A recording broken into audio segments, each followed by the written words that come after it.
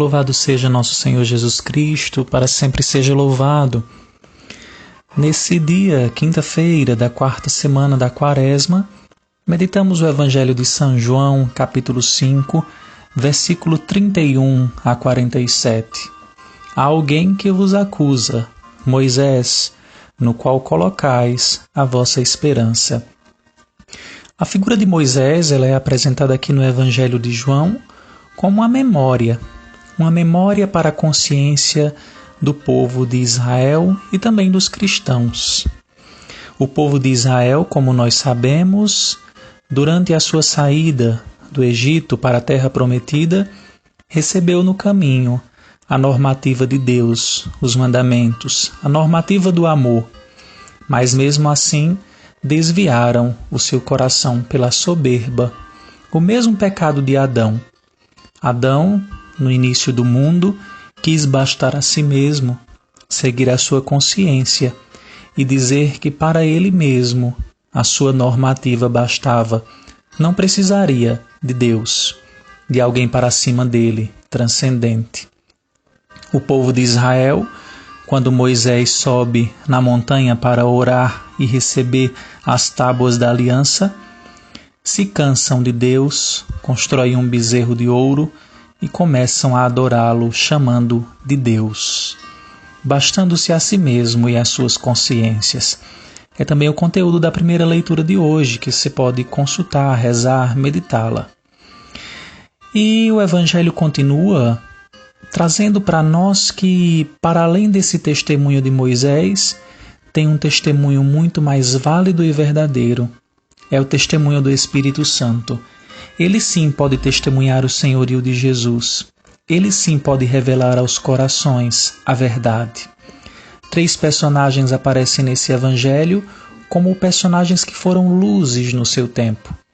Moisés, ele foi luz no desterro de Israel. João também foi luz, como o último dos profetas e maior dos nascidos, foi luz para preparar o caminho de Jesus. E Jesus, como nós estamos vendo nos evangelhos, principalmente meditando João desde domingo, é a luz plena. E todos eles foram rejeitados. Todos eles passaram pela rejeição e nós também passamos muitas rejeições ao longo do tempo. O que não pode acontecer é que sejamos vítimas dessas rejeições, vivendo eternamente uma lamentação e esquecendo-se da bondade e da misericórdia compassiva e presente de Deus. Jesus, ele vai ser condenado por 2 coisas aqui nesta narrativa de João. Primeiro, por realizar obras em nome de Deus. Isso provoca os judeus. E ao provocar os judeus, eles começam a iniciar um movimento interno de ira, a ponto de externamente levarem Jesus à cruz para cumprir também o desejo e a vontade do Pai. E eles também condenam Jesus porque Jesus julga os corações no lugar de Deus. E julgando os corações no lugar de Deus, ele está se igualando a Deus. E também dizendo que é nele, no corpo dele, que Deus precisa ser adorado. Não é mais em nenhum monte, não é mais em Jerusalém, não é mais no templo, mas é em Jesus mesmo. E o sentido desse evangelho é porque só se tem acesso a Jesus, como nós vamos vendo, pela fé.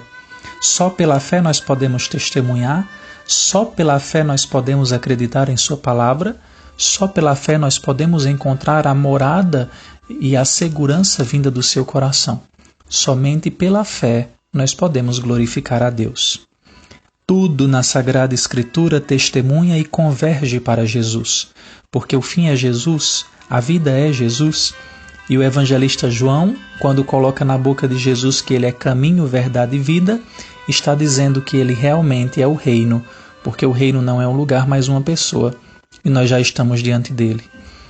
E Jesus diz uma frase nesse evangelho de hoje: não tendes em vós o amor de Deus. Se tivesseis o amor de Deus, teríeis acolhido as palavras de Moisés e sabido que depois de Moisés alguém vinha para cumprir na própria carne os mandamentos dados por Moisés. O amor, ele alimenta, ele se doa, ele dá segurança. E se Jesus é o amor, nós precisamos também entender que o maior problema do povo não foi a falta de amor, mas a incredulidade e o fechamento. Como diz o Salmo, hoje não fecheis o coração, ouvi a voz de Deus.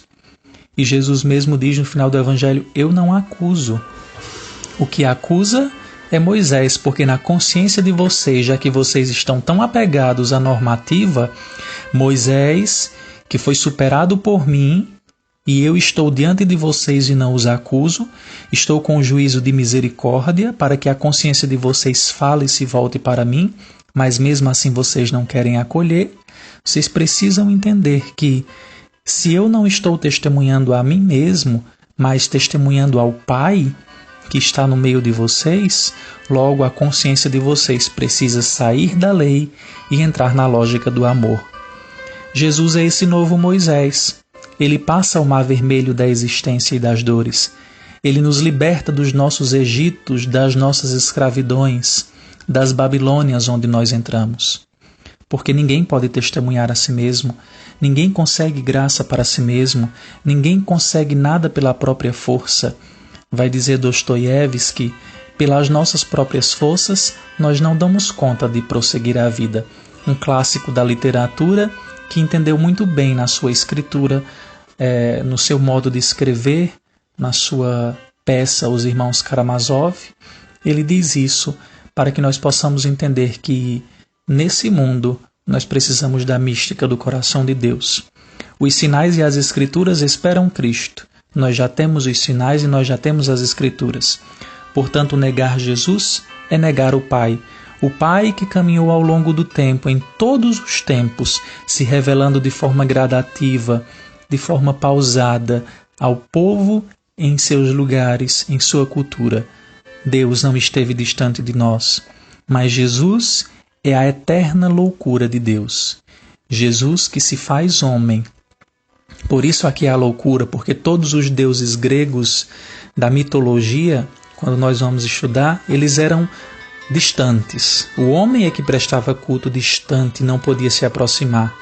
O Deus de Israel, o nosso Deus, o Deus verdadeiro, se aproxima, não tem medo de nós, se faz um de nós, assume o nosso corpo e se doa na cruz. Então nós precisamos entrar na lógica do testemunho. O testemunho de hoje é a igreja e a palavra. Os cristãos tentam testemunhar e manter viva essa presença de Jesus. Mas se nós não acreditarmos no que está escrito, vai dizer o final do Evangelho, como é que nós vamos acreditar nas palavras de Jesus? Porque as palavras de Jesus é o pleno cumprimento do desejo de Deus por nós. Para concluirmos a nossa reflexão, lembremos que é tempo de uma vida espiritual mais fecunda. É tempo de nós nos apegarmos a Jesus, não pelo que Ele pode nos dar, mas por quem Ele é. Nós estamos diante de Deus mesmo, não há mais separação. Estamos todos juntos para cantarmos os eternos louvores. Diz o Henry Nouwen, um padre já falecido, um grande espiritualista do século XX, disse que uma vida espiritual ela nos faz alertas e conscientes em relação ao mundo, a tudo o que está acontecendo à nossa volta. De forma que tudo o que é e que acontece se torna para nós contemplação e meditação. E convida-nos a uma resposta livre e sem medo. Ressalto aqui 2 pontos para você. Mesmo sendo difícil estar em casa ou passar por essa crise, é tempo de contemplar e meditar, e responder de forma livre e sem medo. Sem medo, porque vivos ou mortos, vai dizer São Paulo, nós pertencemos ao Senhor. O cristão, ele se alimenta todo dia da esperança. A esperança que é uma virtude e que ao mesmo tempo é dom de Deus. Que o Senhor neste dia te abençoe, que o Senhor te guarde e te ilumine. Reze comigo, encerrando nesta meditação, um trecho da oração de São Patrício. Cristo comigo, Cristo acima de mim, Cristo embaixo de mim, Cristo dentro de mim, Cristo ao meu lado, Cristo ao me sentar, Cristo ao me levantar, Cristo em todos os que falarem em mim, Cristo em todos os que pensarem em mim, Cristo na minha boca, Cristo no meu coração. O Senhor Todo-Poderoso te abençoe, te guarde, te ilumine e te dê sempre mais a sabedoria para seguir o Senhor. Paz e alegria.